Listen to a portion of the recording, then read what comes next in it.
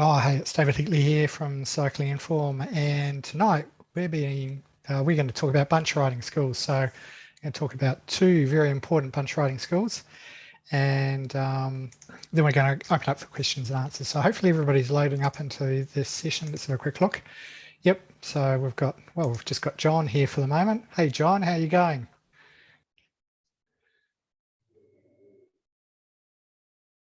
You there, John? Yes, hang on. Yeah, you got me now? Yeah. Yeah, I have. Yep. How are you? So we got John, Charles, and Graham's joined us, Graham and Sue. So I didn't think there'd be a really big session tonight, but anyway, we've got a few more people. Brendan's just joined us, so that's good. And Charles is here. How are you? How are you, Graham? I'm good. Sue's not joining us. She's got a bit of a migraine. So Oh, okay. Sorry to hear that. Fantastic. All right. Well, look, I'll get into it. I'm just going to cover off a couple of basics, and then I'm just going to open it up. I'm not too sure how long we're going to spend tonight. Maybe a really quick one. That's okay. But first, I just wanted to thank you for joining us tonight for the session. So I just want to talk very briefly around a couple of bunch riding tips. And like I mentioned, we just opened up the session for Q&A around bunch riding and stuff, and we may be finished in about half an hour. Who knows? It'll be fantastic. Anyway, so the first one that's really, really important, it's kind of like the golden rule. And when I put together the bunch riding skills course, it was like, well, what's the most important thing that we really need to teach cyclists? And I certainly have this discussion with a lot of people that I coach as clients around what's really the number one most important thing. And for those people that are uninitiated, it's protecting your front wheel. So when you're riding in bunches, the first most and really super important thing is to look after or protect your front wheel, because obviously if somebody takes out your front wheel, and of course you'll come down, the chances of you coming down are pretty certain. And of course, if there's anybody riding behind you, then the chance of them coming down are pretty certain as well. So when you're riding in bunches, there's a couple of things to take note of. And the first one is obviously when you're riding in a bunch, I like to ride just slightly left or right of the front wheel. Now, I ride pretty close to the wheel in front of me. So by riding slightly left or right, depending on where the wind's coming from. So if the wind's coming from my right, I'll be riding just slightly to the left. If the wind's coming from the left, I'll be riding just slightly to the right. And the reason for that is that if anything happens, I've got a little bit of room to move, just in case something happens. I've got a little bit of room to move and end up actually overlapping their wheel if something happens in front of them. So just gives me a little bit more time to react, and it means that you don't run into the rear wheel. So if you ride directly behind the rear wheel, it's usually a sweet spot, but the problem is that if something happens and you bump that rear wheel, then there's a good chance that you may come down. So I just ride slightly to the left, and it just gives me a little bit more time to react. The other thing to be mindful of is when you're climbing, some people, when they stand up, they'll drop back. And if you're right behind their wheel, then they'll hit your front wheel. And so that's one of the another reasons why when I'm climbing, I generally sit out a little bit further, because the speeds are a little bit slower on climbs. I usually move, and because I'm on, we're riding on the left-hand side here in Australia, I'll usually move right. And you'll see me, if you ever watch me in races, I'll generally move to the right on climbs, just to make sure that I don't get boxed in, because and that's because obviously we're riding on the left-hand side of the road. It would be different if you're riding on the right-hand side of the road. But in races, I'll move to the right just a little bit, and that way I've got an exit strategy. So I can actually, if they start slowing down, because the important thing when you're riding with on hill climbs and you don't want to get dropped by the bunch, you want to make sure that you're riding at the same speed as the riders at the front of the bunch. And of course, if some people kind of get lulled into a false sense of security, because they're still on the wheel that they're riding on the riders in front of them's wheel, but that rider may be progressively dropping back. So I don't watch them. I actually watch the riders in front, and I make sure that I'm pacing myself against the riders at the front of the bunch to make sure that my speed's matching their speed. And I'll go around. If that person starts dropping the wheel, I've got the opportunity to go around, and I'll usually sit on the right-hand side of their wheel. Because the speeds are low, you don't have to really worry too much about the aerodynamics of it. So you can kind of sit out in the wind at that point, and then it gives you the opportunity to go past them, and it means that you don't get boxed in. That's in races, but of course, when you're riding in bunch rides, you know, and everybody's going flat out, going up the climbs as we always do when we're riding in bunch rides. It's a bit of a mano thing happening. You know, you still use that same tactic. So that's so when we're looking after the front wheel, of course. So just be mindful when you're on climbs. I'll generally drop back a little bit and ride to the right. And that way is that obviously if they stand up, then there's, you know, they can basically pull back and they don't take out my front wheel. And also it gives me the opportunity not to get boxed in. So so the other thing is the more advanced techniques. When I talked about, if you've seen my recent video, I talk about the 3 levels. You know, you've got the first level of bunch riding skills, which is just basically getting used to the bunch riding and getting acquainted with riding close to other riders and those sort of things. The more medium sort of skills are around rolling turns and call signs and those sort of things. And then the more advanced ones are when you start getting into racing and overlapping wheels. So obviously in a crosswind, you'll actually be overlapping a rider's wheel, which for a beginner rider is a very bad thing to do until you become quite experienced. But once you become experienced riding in bunches, then you can overlap wheels. But you know, it's a very very important skill to master, being able to overlap a wheel, because obviously in a crosswind, say if you've got the wind coming from the left, then you'll be sitting on the right hand side of that rider. But depending on how aggressive the crosswind is, you may be sitting right on their hip. Or you may be sitting a little bit back if the crosswind's not so aggressive. And obviously it gives you the chance of them taking out the wheel. In fact, when I was riding the Melbourne Warrnambool one year, I was distracted for a moment, and we were riding in a crosswind situation, and the rider in front of me basically moved across and took out my front wheel, and I immediately fell down. I was very fortunate I didn't break my collarbone that day.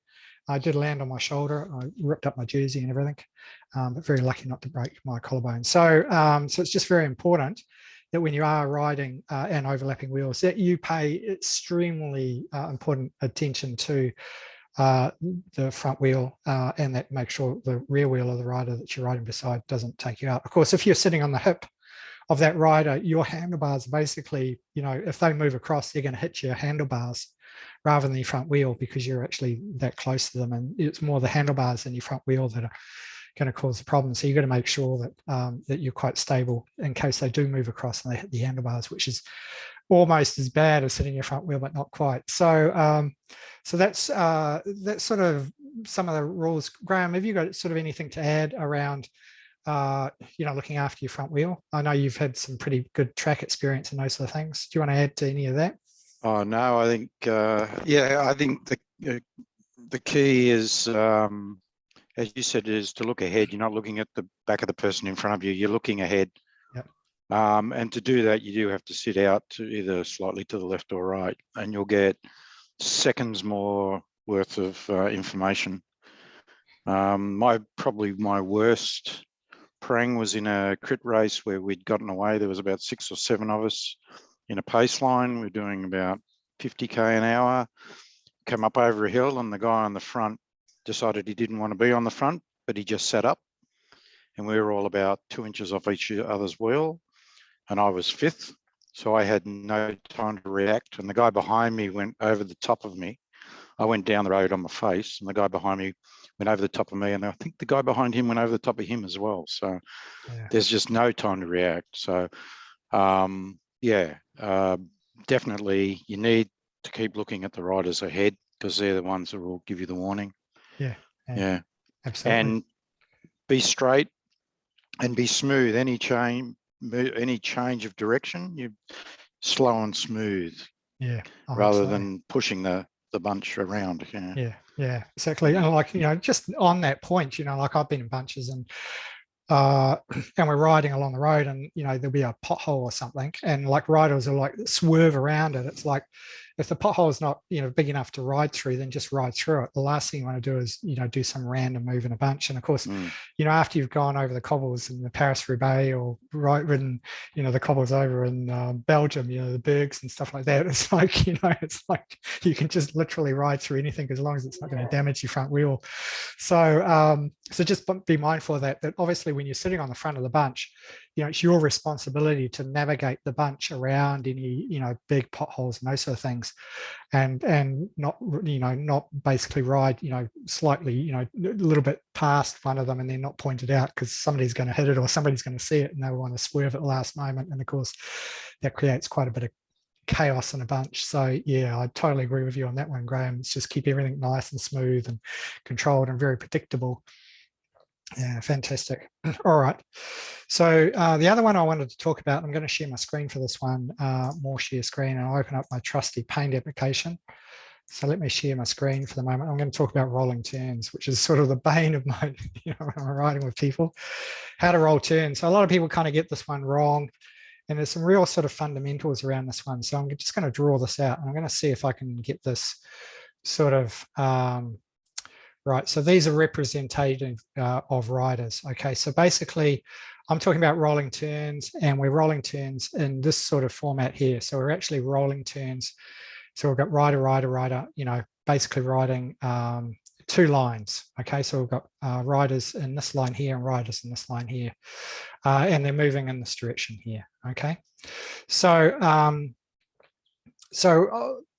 it sort of drives me nuts when I'm riding with people that are riding. Now with rolling turns, what happens is that it's not like these two riders are riding on the front and then, after a while, this rider will peel off and go here. All right, and then this rider will move forward. We're not talking about that. We're talking about actual rolling turns where these riders are actually rotating in the position. So we're not sitting on the front for 10 or 15 minutes or 5 minutes or 3 minutes. We're actually, when we get to the front, we're actually rolling over as soon as we get to the front. And the reason for that is that it's a short, hard turn. And usually we're doing this type of formation when we're riding exceptionally fast. Okay, so when you're riding exceptionally fast, so we're doing 40, 45 Ks an hour. When you're sitting on the front here, rolling over to this, rolling over, you're actually pushing, you could be pushing 300 plus watts. Okay, and you may be pushing even, 400 plus watts. Sometimes, depending on how fast you're going, you may be pushing 500 plus watts. And that's the reason why you're only basically on the front of this bunch momentarily, because of these super high powers. Now, obviously, if you're riding in a bunch and you're doing this for 2 to 3 minutes, then you're only able to sustain, maybe 200 to 300, maybe a little bit more watts. But when you're rolling turns and actually rolling, you can sustain way more power momentarily, which means that the speed dramatically goes up. Does that sort of make sense? All right, so what I'm going to do is I'm going to see if I can rub all this out, and then I'll show you what happens when we're actually rolling turns. So this is, a lot of people get this one wildly wrong. And the first thing to understand as I'm running this out is that you're working as a team. All right, so a lot of people, when they're rolling turns, they kind of get, their ego gets in the way, and I think the whole goal of this is to ride as fast as they possibly can on the front and destroy everybody else. And that's not the intent of rolling turns. The idea of rolling turns is to work together so that you can maximize the speed, but make sure that everybody else is maximizing their speed and that you're looking after everybody else. All right, so that means that you don't want to be a hero. All right, so I've seen a lot of, I've seen it where people all the time, where this person here, they get to the front. All right, I'll just make sure that my pen size is good. They get to the front and then they roll over, and then they take the speed up another 10 kilometers an hour, and they basically just disrupt the whole flow of what's actually happening. So I'll get into the flow of what's supposed to happen here. All right, so the first thing is, don't do that. When you get to the front, you want to maintain, I'll show you what you need to do. All right, so the first thing to understand about rolling turns is that you've got two lines of riders. and I'll just go back to my thing here. We've got a line going in this direction, and we've got a line going in this direction. All right, so this line is traveling. This line's traveling at 40 k's an hour. This line we're traveling at, say, 38 or 37 k's an hour. Now, for those people over in America, apologies for the metric system. All right, so that means that this line's dropping back. All right, and this line's moving forward. All right, and these riders are all doing 40 k's an hour. All right, and these riders here are all doing 38 k's an hour. Okay, now generally the reason why this line's rolling back, the wind will be coming from this direction here for these riders to roll back. So what that is doing is that the faster riders are being protected by a crosswind if you've got a crosswind situation. So that decides how you roll the turns. If the wind was coming from this way, then it'd be different. It'd be basically these riders are rolling back and these riders are rolling forward to protect these faster riders from the wind. All right, so that's really important. And when you're rolling around, you know, another thing that drives me nuts is that you'll be rolling around, everybody's rolling the wrong direction. You know, the crosswind's coming from the left and they're rolling the wrong direction for the crosswind to be that way. All right, so now that we understand that one line's moving slow and one line's moving fast, and all the riders are riding together, then everything's really smooth and you can really crank it up. I mean, I've been in bunches where we've been doing 55 k's an hour, and what's happening is that, you know, we're able to do that because we're just maintaining a very high level of power just momentarily on the front of that bunch. All right, and then you're recovering for the time that you're rolling back. All right, so we'll go here. So, you know, these riders are riding through, and then basically you get to the front and all you do is basically move across. All right, you roll over, and then immediately you want to just ease off your pace. All right, so you want to match the speed, 38 or whatever the speed is of this line rolling back. So you're then matching the speed. So as you cross over, you want to make sure that you've cleared this guy's front wheel so you don't take him or her out as you roll over. Now this rider should have dropped back into this position here by the time you've rolled across anyway, so you kind of just slot in. All right, and then you just ease off the pace a little bit and wait for the other rider that should be basically rolling through. They immediately roll over in front of you as you've moved into this position. All right, so does that make sense? All right, hopefully. Now now where things, like I say, go a bit wild is that, you know, you get some hero who thinks that it's cool to crank the whole thing up. So they get on this bunch, they get here and they roll over. And then instead of doing 38, they're doing 45. So what happens is that they leave a massive gap. All right, they basically start riding away from the rest of the riders. All right, they leave a gap here. And then this rider, the next rider that's trying to come through is there's a big gap between this rider, you know, this rider, well, this rider's just rolled across. So they've got, you know, moved up. And this rider here is trying to come over this guy or this girl that's doing 45 k's an hour. And they've left a big gap. All right, so these riders are still dropping back. This hero is on the front doing whatever, you know, his whole hero or her whole hero thing, and this rider then has to ride, you know, at basically, to get over the top of them, has to ride at, you know, 47, 48 k's an hour. So they've got to go from 40 to 48 k's an hour just to come over this rider that's doing the whole hero trip. All right, so what that does is just blow the whole thing to bits. So generally when I see this happen, you know, I'll just go, well, the hero can just do his own thing, or she can go do their own thing, and I'll just slot in behind them and rejoin the bunch that's, you know, dropping back into the right position here, doing 38k an hour, and they're out here doing their old solo thing, and I'm not chasing them. It's like I don't need to, because that's not what the bunch rolling turns is about. They're just doing their hero trip, and at some point they realize that they're just, you know, riding away from everybody, and they'll eventually rejoin the group. All right, so it's important to understand that these two bunch, right, you know, these two roll lines, one's moving back slower, and this one's coming through faster. All right, so does that sort of make sense so far? I hope I haven't confused you too much. Does that make sense? All right. Okay, so and that way everybody's riding smooth, and you're not doing this, you know, epic sort of hard, epically hard turn trying to come over the top. The other thing is that if this, one of the other issues that I see is that this rider will come across, and then they'll basically, instead of dropping back at 38, they'll hold it at 42 or 40, which means that this rider that's now coming through will basically have, they're kind of like holding this rider out, what I call holding them out. It's like they're riding, basically away from these riders that are, and this rider is basically being held up here, and they, they're trying to get across, but this rider's riding too fast. All right.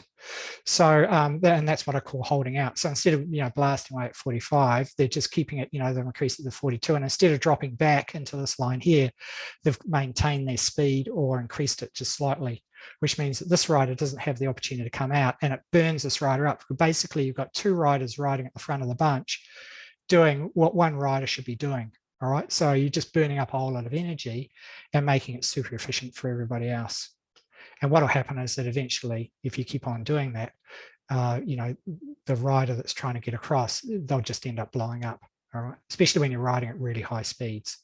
So a couple of things to do at the front. So those are so really what you want to do is when you're in this, when you're moving across, I'll just rub all this out. So when you're in this position, the best way to do it is just, keep it smooth. Even if you're stronger, just keep it smooth. The whole idea is that you're working together, not against each other, and it's not about being a hero. So you just basically move across, slide into this line that's going at 38, and the other riders are just coming through, and it's rolling nice and smoothly. All right. So the next thing to talk about is what's happening at the back of the bunch. All right. Okay. So we'll still keep this at 38. Okay. So I'll get my pen out here. So we'll get this, 38 kilometers. And this one's riding at 40. All right. So so this line's riding at 40 k's an hour, and this one's dropping back. So if I'm this rider here, I'm looking, like this is the guy wearing, or this is the chick wearing the red jersey, and this is the person wearing the yellow jersey. All right. And as I'm coming down, I'm looking for the person wearing the red jersey. And I know, okay, well, I'm going to have to pull across pretty soon. And then I'm looking for the yellow jersey. Okay, the yellow jersey is the wheel that I'm going to be switching on to. So, so it's important at this point here, like if you're sitting gatekeeper, it's like, I just watch people and they just fall asleep. I don't know what happens, but what happens is that if they don't get this right, they end up burning a whole lot more energy as well. So what I'm looking for is I'm looking for this rider, red jersey, yellow jersey. So I know red jersey is just past me, so the yellow jersey is coming through. So what I want to do is that as soon as the yellow jersey's got to this position here, all right, and this is the red jersey, all right, and there's a gap now here. As this wheel is coming through here, I'm basically starting to move across and accelerate, all right, basically in this gap here by the point that this rider, when this rider's wheel gets to here, I'm traveling at 40 k an hour, all right? So all I have to do is just basically move across, okay? So I'm starting to accelerate my speed, ready to basically hit 40 k an hour when that rider's wheel basically gets to this point here, all right? So all I need to do is move across, all right? Now, you see a lot of riders, for whatever reason, they leave that too late, all right? So what happens is they see, red, what was this? This is red jersey. They see the red jersey go past, yep, and they see the yellow jersey go past, and then they go, oh yeah, I think I might, move across, all right? So by that point there's like, 2 bike links. Here they are here. There's 2 bike links. These are not riders, but there's 2 bike links, all right? And now they've got to accelerate up to, 42, 43, 45 k an hour just to get back onto that bunch again. So they've got to go from 38 to 45. And again, so they've just basically effectively done another turn. They might as well have done a turn on the front. Now they've done a turn on the back, and they wasted a stack load of energy doing that, all right? So I call it going to sleep, Like, don't go to sleep when you're on the back of these bunches. You want to basically just get your timing perfect. So when that yellow jersey comes past, you'll basically move across onto their back wheel because you've matched their speed. All right. It takes a lot of work to get the fine art of being able to do that properly. All right. And you need to practice with a well-drilled bunch of riders that are all understand how this works, and work very, very well together to be able to enable it. Now, Graham, does anybody else want to add to that? Graham, do you want to add to that one? I think you hit the nail on the head there. That's, the two spots where you waste the most energy. Yeah. And yeah, the ideal thing is that, yes, you only want to be going between 38 and 40k an hour. Anything over that, you're wasting energy. So yeah, move across, pick up a bit of the slipstream. That helps you get that acceleration and slot into the wheel. Yeah, absolutely. Yeah, and it's really, being about consistent and smooth. Yeah, absolutely. So sometimes, one of the things, like when I talked about this person, accelerating, accelerating onto the front, the problem is it leaves a gap here. So this rider, if they're stupid, they'll accelerate onto that wheel as well. And then this rider will accelerate, and this rider will accelerate. And now they're all doing 44 Ks an hour. This person's going 38, all right? And they see the yellow jersey go past and they think, oh, I've just got to do 40. And now I've actually got to do 44, to get onto that wheel. So it creates also, and the problem is that once these riders have gotten back onto this rider's wheel, they then all slow down, they all slow down. So they've got to accelerate, like this rider's doing 40, if this rider's doing 44, these riders have to do like 48 to get onto his wheel, right? Once they get onto his wheel, then they're back at doing 44 again. Meanwhile, this person's trying to get back on, right? So they're going to have to do 48. And then once they get on, they then have to put on the brakes to go back to 44 or 42 because these riders have slowed down because they're back on this guy's wheel again or chick's wheel again. So it's just really important. Sorry, Graham. And that's why bunches keep concertining. That's exactly what causes it. Yeah, because you've got these heroes that, So it's just really important to keep it nice and ultra smooth. Keep that speed really smooth.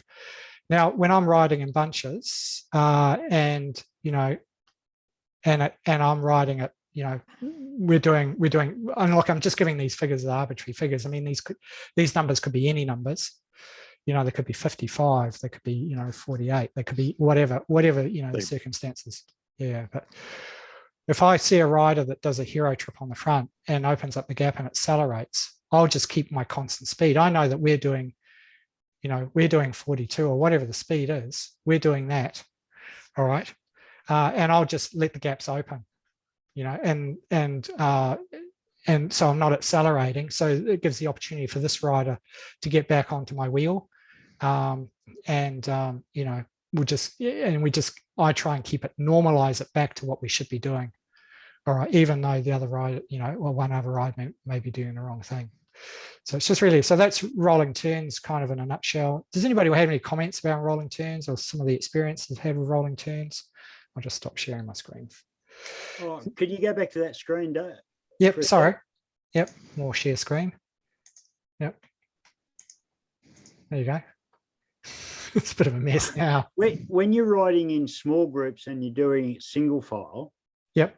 Okay. I've seen and experienced a lot of riders that they come from the back all the way to the front. Yep.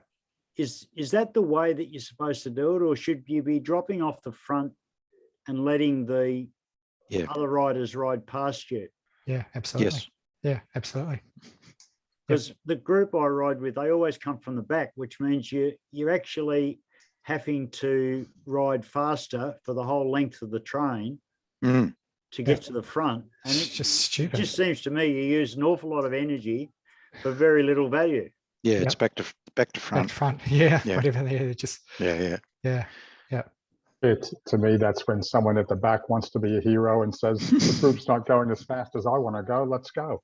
Yeah. And that's okay. Yeah. A couple of weeks ago, I was in that situation and I was on the front and a guy came blasting from the back and I thought, well, we're on a social group ride. We don't have to keep up. You know, you're going to drop the new rider at the back who's there, and you're in the first 10K of your ride. You don't need to be a hero. Yeah. Look, you know, That- yeah, sorry. I was just going to say, yeah, look, if it's a single person goes off and you're still in the group, eventually they will come back to you because a group is stronger than a single rider. So most times, Most times. unless you're Van der Poel or, or someone like that. Yeah, let them burn off a bit of energy.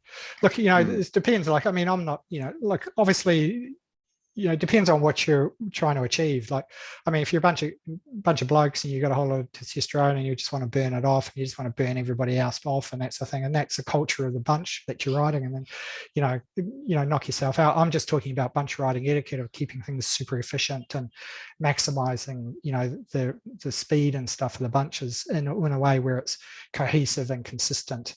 But of course, you know, I'm not saying that you shouldn't blast off the front and have a good time and those sort of things. But obviously, you know, if you're doing what we call track turns, is there anything? This is like a pace line, track turns. So, so what happens is that basically, you know, this rider's doing, I don't know what they're doing, 40K an hour. All right. And these riders are just sitting on the back. And then this rider will peel off. And then these riders will come through. Now, the important thing is that when this rider peels off, and I see a lot of people get this one wrong. This rider peels off, right? Okay. So they've peeled off. And they're now riding basically slower through here, all right? And then this rider here basically overtakes that rider and then immediately pulls in to the side of the road, all right? The problem with that is that when they do that, just rub this out. When that rider pulls across and they're now positioned here, what's this rider doing? They're basically riding in the wind as well, because this rider's rolling back and they can't move behind, you know, across to this rider's wheel because they'll take this rider out. So it's important that when you do you know, pace line, that when you go to the front, you know, when you take your turn at the front, just stay out. All right. And again, common sense prevails. It's like, you know, if the wind's coming from this way, this rider will drop back this side. All right. And of course, you know, the opposite is true. If the wind's coming from the other side, then this rider will drop back this way to shelter these riders as he's dropping or she's dropping back. All right. So that's pace line. All right. And the reason, and obviously, you know, you don't have to worry. You can drop back at whatever speed you want to drop back at. If you've done a really hard turn, generally when you're doing this sort of stuff, you're either doing really short, fast turns to ride really fast, or you're doing more longer turns. You may be doing like 2 or 3 minutes, or you may be doing 5 seconds, or you may even be getting to the front and doing like a rolling turn and being on there for like a nanosecond. You know, like you're basically on the front for a moment, pulling, you know, 450, you know, 500 watts for just a moment, as you know, and then you pull off. All right. So you're just keeping that speed high. All right. The thing is that as you drop back, I mean, you know, unlike where you're riding in a bunch doing rolling turns, when you drop back, you can drop back at whatever speed you want. Doesn't matter. Just understand that whatever that speed is, you've got to accelerate. You know, again, you know, red jersey, yellow jersey, right? As you're dropping back, you've got to accelerate from whatever speed that is. So they're doing 40 and you've decided to drop back to 30. You've got to go from 30 to 40K, all right, to get back onto that wheel. All right. So again, you know, you want to start accelerating as you see red jersey, so that acceleration is not, so when you power data, you're not like doing this with your power data, you're doing more of a like that with your power data. So then you're not blowing yourself to bits, right? So you only have to, you know, pull maybe 100 more watts rather than, you know, 300 more or 200 more watts to get back on the back here again. So the important thing is that you don't want to drop your speed off too much as you're coming back. And you also want to make sure that you start accelerating sooner rather than later. The last thing you want to do is, you know, leave 2 bike links and then have to accelerate from, you know, 30K to basically, you know, 45, all right, to get back onto that wheel again, because you're just basically, you know, making this even worse. right? Having to pull even more watts to get on the back of that bunch, and that'll just burn your legs. Like it's just, you're just burning cookies all the time. And so it's important to keep it really super efficient. But yeah, does that sort of answer your question? Yep. Yeah. Any other comments from anybody around rolling turns and bunch riding and stuff? So Dave, roughly, if everyone's flowing properly, an average bunch, what would the difference between their speed and a individual rider? Oh, wow. I know it's subjective, you know, Yeah. 4, 5, 6K an hour easy. Oh yeah. Well, look, it's about 30% more efficient. Yeah. Yeah. Right. So, so the great thing about sitting in bunches is that, if you're sitting, I'll just rub all this out. I should have a bigger eraser. Maybe I can do this. Select, delete all this. Oh yeah. Okay. That's easier. All right. I just delete all this. So if we actually, I'll just delete all this. Start again. Okay, so when you're riding in a bunch, it's reverse for when you're riding on the back of a motorbike, but we won't go into that. It's around about, it's around about 30% back here, and look, I'm taking, 20, 15, and then 0% efficiency. So, so riding sort of third wheel is, third, and then it's about 30. Now, the interesting thing is that this rider here, because all the draft for the bunch is coming off this rider here is actually probably about 25. Look, arbitrarily, look, I don't know what the figures exactly are, but just understand that if you're on the back of the bunch, you're actually, this rider here is riding more efficient than you because the draft's coming off the back of the bunch, right? So this rider here, you're taking, if this is you, this rider here's draft is being taken by you, all right? So that's, if I'm riding in races and stuff, the last place I want to be is back here at the end of the bunch because I'm taking the draft off the back of the bunch. Yeah. So it's not as efficient. It might even be as much as 20% rather than 30, all right? Or even 15. Look, I don't know exactly what the numbers are, but it's actually harder to sit on the back of the bunch. Yep. Than it is to sit, say, third or fourth wheel. All right. Yeah. Okay. That's why the leader sits third or fourth. Yeah. Yeah. Exactly. Most efficient. All right. So, and obviously, if there's a crosswind, you want to stagger it depending on the angle of the crosswind. And this is obviously an advanced skill because you want to watch that front wheel, like I mentioned. If the crosswind is very severe, then your handlebars will be riding on the hip of the rider beside you. That's generally about as far as you want to go. You obviously, because you want to, but as the component drifts back and becomes shallower, then you can spread yourself out a little bit more. All right. But yeah. So, but yeah. All right. I forgot what the original question was. Oh, it was Graham. You were saying about the efficiency, yeah? Yeah. So, but the great thing is that, as a bunch of riders, you can ride. And that's also the case for when you're riding downhill. If you're riding downhill, I'll just put you're riding downhill and you've got a whole bunch of riders. That bunch of riders will ride faster than a single rider. All right. It'll ride faster than a rider riding on their own. Because of one of the things is that usually in that group, you'll have somebody that weighs 80 kilos. And they'll just basically drag the group down. But a group of riders are always more efficient descending down a hill than a solo rider because of just the aerodynamics in play. It's a bit like geese flying in the air, So, so there's a lot more efficiency. And even when you're riding two up, if you're riding two up, just two riders, this rider here can ride faster than riding on their own because they've got somebody behind them taking up some of their draft that's coming off of them. All right. So even though this rider is riding, 50% efficient, this rider can ride it plus, 2 or 3% more purely because they've got a rider behind them. It's crazy. The aerodynamics of cycling. Yeah. So, yeah. And obviously, if you're riding two and you're swapping off turns and sharing the load, you can obviously ride substantially, substantially faster than just one rider riding on their own. Yeah, cool. Any other questions? Yeah, David, can you explain why two guys within a kilo of each other in weight, riding almost identical bikes, one will go down a hill faster than the other? I've got no idea why that is. Is it technique? It could be technique. It could be the aerodynamics of their actual body, because their frontal area may be different. So I would say if they're riding on pretty much exactly the same bike, then it'll be something to do with their frontal area. So you may find one rider, doesn't have his elbows out, or his, one rider rides with his elbows out and his knees out, or is not as aero, the position of their head is higher.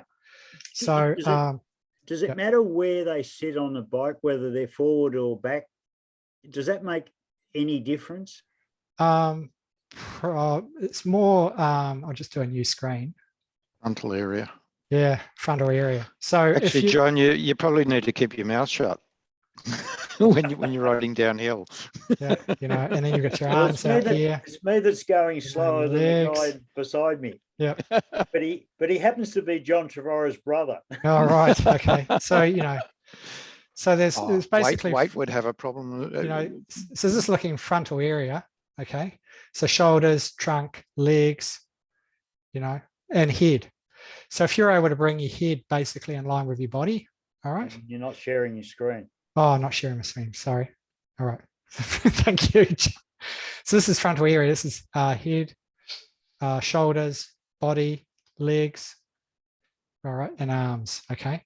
So frontal area. Now on a bike, if you can bring your head in line with your body, and you're able to bring your arms sort of, closer in, and you bring your knees into the top bar, then you'll ride faster down hills. Right. All right. Okay. Because your frontal area is less. All right. Yep. So you'll probably find that the rider, John Trevorrow, was it brother, cousin? Brother. You probably find that he's a little bit less clean with his aerodynamics. All right. That's if he weighs the same weight as you. So he's within a kilo of me.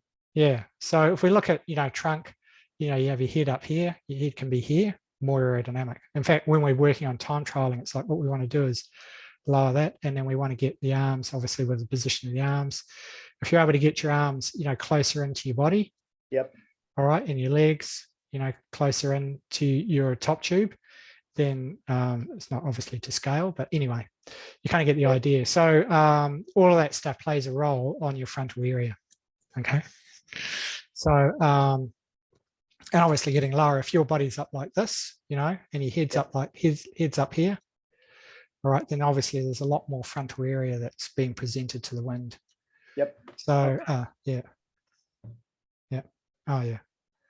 Yeah. So and I see, look, I'll be riding in bunches and I'll see the mountain biker. They're on a road bike, but they're riding like a mountain biker. No disrespect to mountain bikers, but you'll see them in bunches. It's like their head's like, you're looking ahead and you've got cyclist head, cyclist head, cyclist head, cyclist head. And the mountain bikers, like, head's just above everybody else's, and sometimes you'll see them and their arms will be out like this. It's like, just pull your arms in, you're not a mountain biker. But, it's all this aerodynamic frontal area that, so like when I'm, if I'm riding in a bunch and I'm riding second wheeled, it's like, because it's, it's 15%, not 25 or 30, I look at trying to get myself down as much as possible, elbows in, knees in as much as possible, be as aerodynamic as possible and really close to the rear wheel when we're riding really fast bunch rides to help make this efficient as possible. So I may be able to take that up to 20% just by reducing my frontal area. All right. Okay. And it's energy, like when you're riding a bike, it's an endurance-based sport. Any opportunity you have to conserve energy is a big tick, is a big plus. All right. Because, I've been out on rides, I'll sit in a bunch, 150 watts, we'll be traveling at 45K an hour. There'll be other riders that'll be doing 250 watts, 45Ks an hour, 250 watts because their frontal area and their positioning in a bunch and stuff. Yep. Richard's Yep. gone off. I'll just mute Richard. Because, you know, they're sitting, you know, in the bunch, they're leaving gaps, or they're sitting, you know, out to the side too much, or there's a big, huge gap, or they're not on the wheel, you know, like it's just, or they've just got a frontal area that's just, you know, bigger than being here. So it's just really important to really, and the other thing is that if there's a crosswind, you know, they may be sitting directly behind the wheel rather than, you know, sitting a little bit to the side, you know. And if they're sitting in a bunch, you know, like, and they're in the crosswind, here's the best position, you know, it's like, don't sit this side, sit this side. And like, if you watch me riding in bunches, it's like, you know, I'm looking, got my eyes open. Where's the biggest guy? That's right. I was about to say the same thing. It's free speed. Free speed. Where's the biggest guy? Okay, where's the biggest guy? Yeah, it sounds funny, but that's one of the first things you should learn. You know, where's the biggest guy? Where's the biggest guy? Yep. And it's like, you know, on the leeward side of the bunch. Yep. Right? You don't want to be on the windward side of the bunch. Mm. You want to leeward side of the bunch behind the biggest guy you can find. Yep. All right. Because usually the biggest guys, they're stronger. Like, you know, I'm not known, I'll just follow you. You know, I'm not known for producing huge amounts of power on the flat, because I mean, where my strengths are on hill climbs. So, you know, so for me to be able to survive on crosswinds and, you know, and fast moving bunches, is I got to be super efficient to be able to keep up with them, because I don't have stack loads of power. The bigger guys, you know, like 350 watts easy, you know, sit on the front of the bunch all day, right? Just drive. So use them. Use them. Great. Yeah. There's my wheel. Yeah. So hope that helps. Any other questions? I haven't even opened up chat yet. More chat. Is there any questions in chat? No, nothing in chat. All right. Well, look, I'm happy to call it there if everybody's happy with that. Have you learned a bit tonight? Can I just ask one other question? Yeah, sure. Go for it, John. What do you do about the guy that wants to half wheel everybody? Yeah, okay. Do you just let him go, or? We've got one guy in particular that always half wheels. You can try and match him in speed, and you'll get him up to 45, 48 k an hour, and then he just backs off and goes to the back. Yeah, and leaves just hanging out there. So for those people that are uninitiated on what half wheeling is, I'll just explain it to you. I'll just share my screen, because some people may not more share screen. All right. People that half wheel are just a pain in the ass. Like, seriously, you know, I don't know, you just, well, I was going to say you knock them off their bike, but you don't do that. Don't do that, of course. So half wheeling is where you're sitting on a bunch, right? And you're riding, you know, two abreast.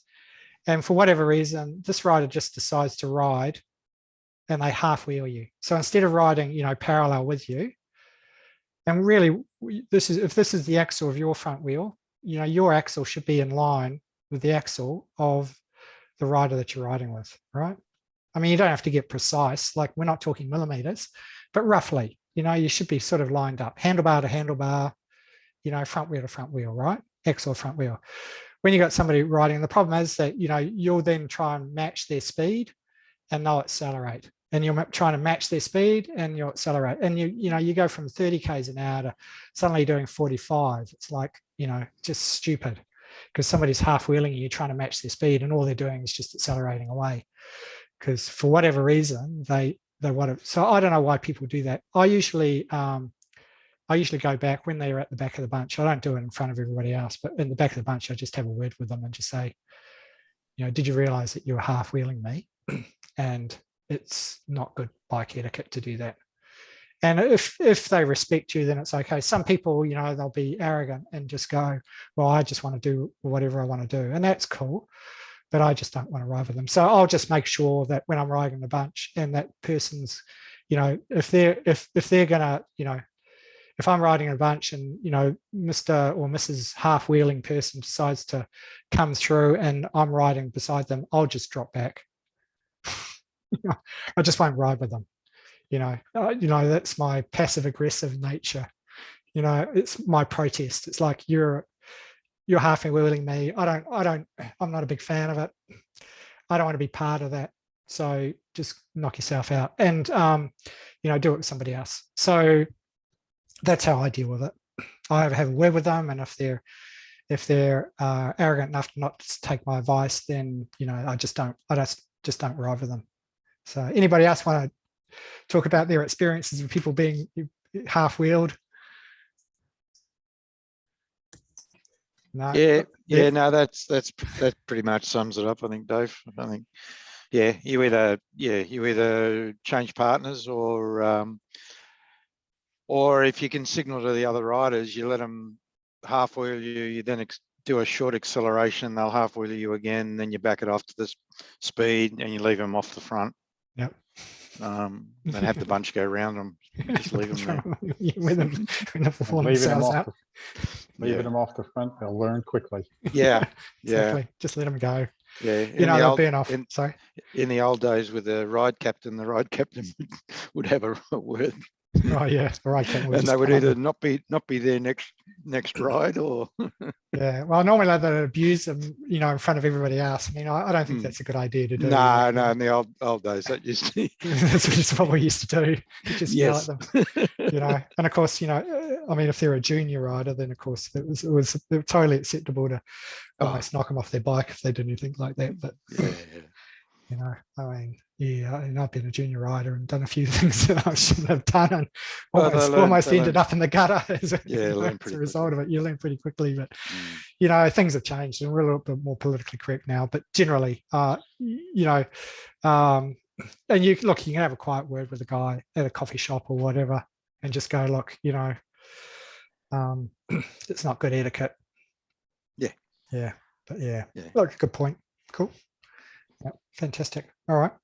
Any other questions or comments? Yes, I've got something. Yeah, go for it, Richard. What I find very difficult sometimes is we've got a couple of fellows who would ride alongside but then pull out almost in the middle of the road and turn back to talk to people behind them. Yeah. I find that very distressing. And I've mentioned it a few times and they just continue to do it. So if they do that, I just make sure I'm nowhere near them. Yeah, I think that's, it's, I think that's the best way to deal with something like that. You know, look, some people, they're die hard in their habits, and unfortunately some of their actions aren't terribly safe. I mean, I mean, I remember once I was riding in a bunch and we were rolling turns coming back from Frankston into Black Rock. And, we were doing somewhere, I don't know, 45, almost 50 Ks an hour. Some guy decided to get onto a 0 bars halfway, in the middle of the bunch. It's like, I mean, it was quickly told where to go. But look, I think that's probably the safest thing, Richard. If people aren't willing to take some advice and go, well, look, that was pretty dangerous and please don't do it again, and they don't yield to that, then I'd just avoid them. You don't want to get caught up with those sort of dangerous maneuvers, or find another bunch to ride with. I don't know if you've got that opportunity, but yeah. If there's somebody that they respect that's riding the bunch, maybe they might be able to have a word with them as well. So, you might need to word somebody else up and just go, look, can you have a chat with this guy? Because, what he's doing is important. It's important to get the communication going. And I think generally, as long as people are open, to feedback, I think people generally want to do the right thing, but it really depends on the culture of the club. And, some people just, their egos are bigger than being here. So you just let them do whatever they want to do. And, yeah. Does that sort of, yeah. But anyway, I don't know whether that answers your question, Richard, but. That's okay. Yeah. But I think you're doing the right thing. Anybody else want to make any comments about bunch riding? And if that's not the case, then we'll finish the call up. Yeah, just to say, I think trust is a huge thing. So I think it's different riding in a regular group in a bunch versus suddenly you join a new group, because you don't know what their etiquette or their agreements necessarily are, or who the other people are. So I think if you're getting started, at least find a group that you actually can get to know and trust and have those open discussions with. Oh yeah. There's also different styles of riding. As you said, you ride from the back to the front to back. Depends what the group is purpose is, right? Yeah, absolutely. And I think you've touched on a very valid point, especially when I'm riding with people that I don't know, I don't ride very close to them. I leave gaps because I don't know what they're doing. If I'm riding with people that I know and trust, then of course I'll get pretty close and it's pretty intimate. But if I'm riding in a race of people that I don't really know, racing is a little bit different because most people have pretty good bike handling skills. But if I'm riding with a bunch of recreational riders, and this is not disrespectful, but if you don't really know what sort of level of skills that they've got. I mean, I've been racing with people and their bike handling skills have been pretty ordinary, but when you're uncertain, I think it's important to just keep it safe and just back off. And I think that's valid. And look, every bunch group has got their own sort of cultural way of dealing with stuff.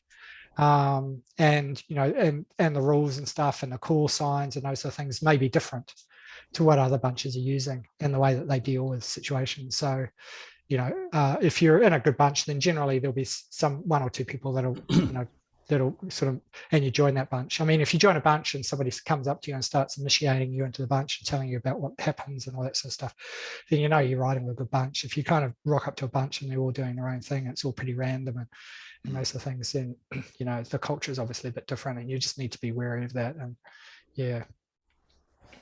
and a good bunch will ride to the speed of the slowest rider.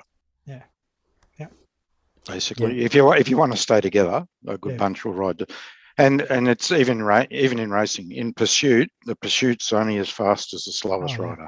And 90% of the work they do is actually just learning to ride together. Because they're literally millimeters off each other. But the speed they can generate by doing that is astronomical. Yeah. But 90% of the training is all about just position and riding together. And the interesting thing about that, like, when I was working at doing my coaching certification with the AIS and stuff, you talk to the national coaches and they talk about, pursuit, they've got an engine, and carriages, and they'd love to have two engines, but they always have one engine and carriages. So they're basically got one rider that's usually stronger than everybody else, and the rest of the riders are just basically giving that rider a bit of a break, because that rider they might take two turns. They might do two laps or one lap or half a lap, like they'll do, or they'll be the guy to pull it back, or the girl to pull it back when they're off, when they're off their target times. It'll be the engine that'll drive it, but they'll do it in a way where they accelerate back up to speed without blowing everybody to bits. But you're totally right there, Graham. They basically have to ride to the slowest rider, because if they don't, well, they drop them way too early. Yeah, David, just a quick one. I came a little bit late. Did you cover off any standard signals to indicate to other riders danger or pothole or anything like that? Oh, look, they're pretty common, and common sense prevails. But generally, obviously, when you heavily brake, I think, a couple of the really important ones is that if you're having to really heavily brake, it can go, stopping or braking or slowing. The core signs. So that, like, if you're on a bunch and something's happening and you have to slow down and you're hitting your brakes hard, then obviously let people around you know that you're de-accelerating pretty quickly. So that's probably one of the most important core signs.